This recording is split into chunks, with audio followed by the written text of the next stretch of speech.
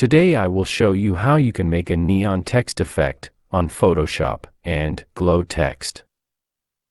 First, create your text layer and convert it into a smart object. Then go to Filter, Blur, Gaussian Blur.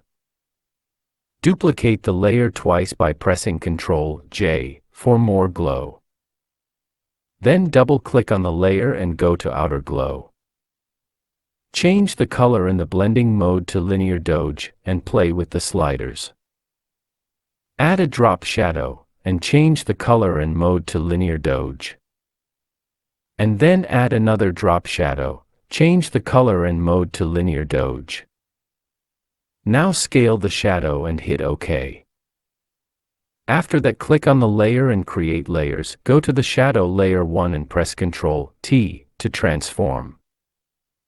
Right-click on it and hit Flip Vertical. That's all. And don't forget to like and subscribe.